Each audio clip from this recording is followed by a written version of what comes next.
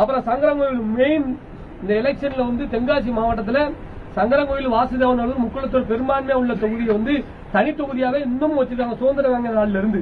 இதை உடனடியா இதை பொது தொகுதியா மாத்தணும் அப்படின்னு சொல்லி நாங்க வந்து முடிவெடுத்திருக்கிறோம். இன்னும் அடுத்த வாரமும் நாங்க கூட்டம் போடுவோம்.